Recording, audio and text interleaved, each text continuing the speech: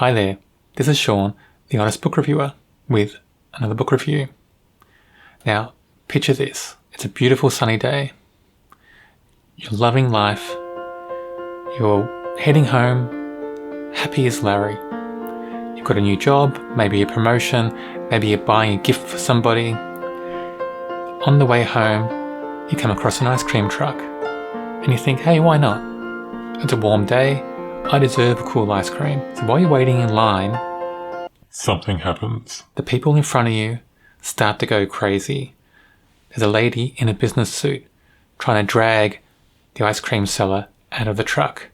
Two teenage girls start fighting each other and then fighting the business suit lady. Blood's going everywhere. They start screaming. In the distance, you hear more screams. You hear gunshots. You hear cars crashing on the street near you.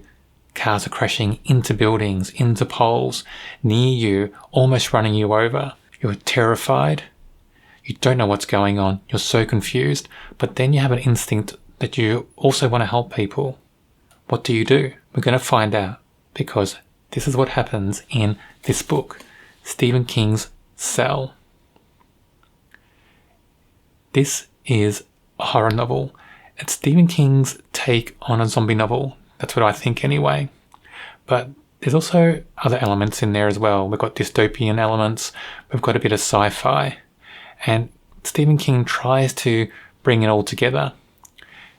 Does he do a good job? Just like the scenario we were discussing at the start of this video, our main character, Clayton Riddell, is feeling just that way. It's a nice day. He's happy as a clam. He's got good news. He wants to get home to see his son and to see his wife who he's separated from. He thinks they can get back together. Everything's looking up for him so positive. On the way, he pauses near an ice cream truck. And, as we discussed, things start to go downhill from there. People start attacking each other. There's cars crashing all over the place. There's even planes falling from the sky into buildings, into the airport that's about an hour away. There's just gunshots everywhere, explosions, there's fires. All this stuff starts happening immediately. He's in the middle of it. He just sees people attacking each other and he's petrified. We actually feel his fear. We feel all that confusion, all that, just how stunned he is at what's going on around him. Stephen King did a really good job of throwing us into that action immediately. We're just fully immersed into it. And we see everything through Clayton's POV, which is just an amazing bit of writing. The only thing is that, well, it's such a great hook. We're dragged into this at the start of the novel. Those scenes repeat a bit in the first maybe 50, 100 pages.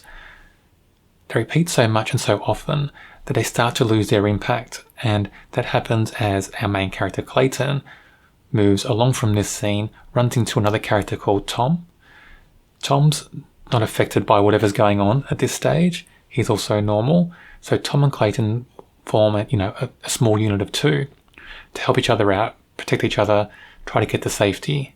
Clayton has a hotel room nearby where he's been staying in Boston, so they head for that. The hotel's locked. There's a manager in the hotel who won't open the doors. He eventually does, lets them in. But then we have the third person who's soon to join Clayton and Tom, so we'll get a trio soon. Her name is Alice, and she's a teenage girl. She's by herself in Boston. She was with her mother, and her mother fell to the same strange, at this stage, I guess, illness. So Alice is by herself. She's petrified, and she luckily runs into Clayton and Tom, and the trio are just harboring in this hotel for a little while. Then they decide to get out of Boston as quick as possible. On the way, they'll spend the night at Tom's house. Tom has a home a few miles from the hotel. So it's these scenes at the start, including the journey from the hotel to Tom's house, that are the most impactful and the best in the book. Unfortunately, soon after they get to Tom's house, the book just starts to unravel. It becomes a bit of a train wreck, and everything is just too convenient for our trio. It's too easy. And we can find later on in the book they can walk around, journey long distances without being scared for themselves And if you're going to write a novel that's like a zombie novel, you can't have things being too convenient. You can't have it being too easy to travel around. Clayton's motivation in this novel is, of course, to find his son and his wife, who he's separated from, but he still wants to make sure that both of them are okay. He's not sure, of course, because they're separated at the time of this event. And we do get a sense of his anxiety, but it's more forced onto us.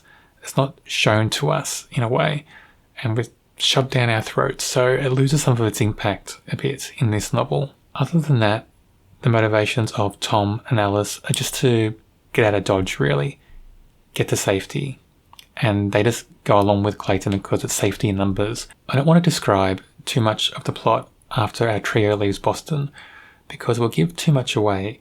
We do learn more about the crazy people who are infected by that virus, whatever type of virus it may be that comes from cell phones. And it's not a secret. We know cell phones are the cause. After all, the novel's called Cell. What I will say, though, is for me, the novel lost its impact after maybe the first 50 to 100 pages. It got slowly worse as I went along from there. And the ending for me was just really poor, really disappointing. It was just so coincidental. And it was almost like a tacked on ending just for the hell of it. King wanted to give a bit of a happy ending and a slight little twist at the end so a reader would feel satisfied, but I didn't feel satisfied. I just felt it was too midday movie for me, that ending. It was just a bit too sugar-coated. So I didn't enjoy that, and that ruined the read for me even more.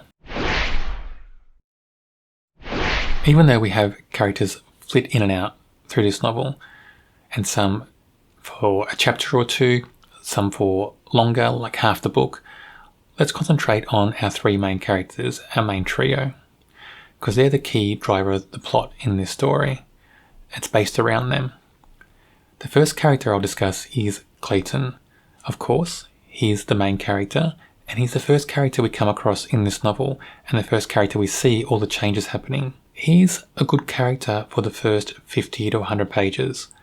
He's so believable in that part of the novel. His reactions, his observations to what's happening around him. I was fully dragged in at that part of the novel by Clayton, but after that, it just fell apart.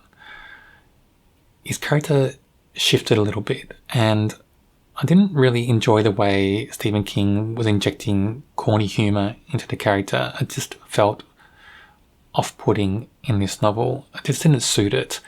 And there was many occasions where they tried corny humour, and for me it just didn't work.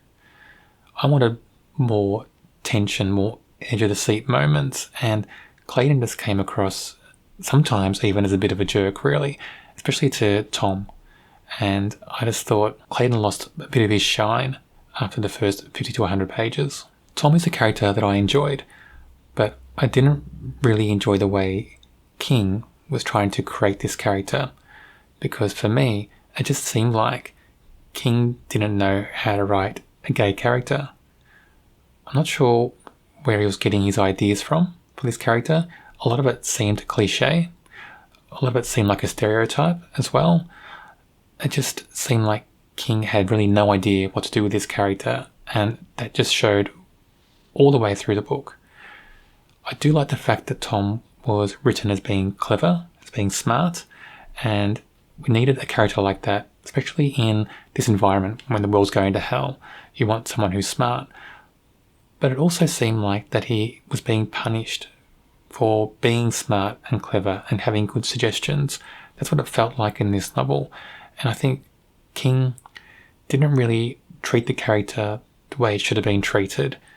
And that just made me feel like the character wasn't fully developed in a way. Even though I did like Tom as a character more than Clayton, I think King could have done a lot better in crafting this character. The last character I'll discuss is, of course, Alice. For some reason, I always think her name's Angie. I'm not sure why. It just seems to fit better than Alice, but her name is Alice. So even though I did enjoy this character, I think once again King failed to craft a fully formed character. For a teenage girl that lost her mother in this big event and also doesn't know that her father's okay, I don't know that King really gave us a teenage girl that is suffering from PTSD, because she definitely is. She's got very severe ups and downs in this novel. She's definitely suffering from PTSD. I just get the feeling that King may have just read a couple of pages of a psychology book and just thought he knew everything about PTSD and how it would affect teenagers. That's what it felt like to me. It just didn't feel real. And I did enjoy most of Alice as a character. I mean, she's clever, she's strong, she's also a bit witty as well.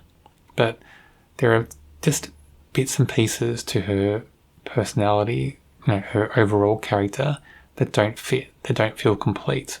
And once again, King could have taken a bit more care when creating this character, just like when creating Tom. For me, this novel started out really well, and I was hooked at the start, but then it just fell apart, and it fell apart so badly that this is not a novel that I will read again. This is one of the novels that I pulled from my shelf, because I'm pulling all Stephen King novels from the shelf to read through, trying to find out which I'll keep and which I won't. This is a book that I won't keep. I rate this a 2 out of 5, and I've got a feeling that's probably very low for a Stephen King novel. Of course, I haven't gone through them all again, so I don't know if I'll read more than a 2 out of 5, but this was very disappointing. I expected a lot more from this novel, especially from that great start. If you're interested in more horror novels by Stephen King, Dean Koontz, Richard Lehman, and others, check out my horror playlist on my channel. While you're there, why not subscribe? The playlist should be on the screen now.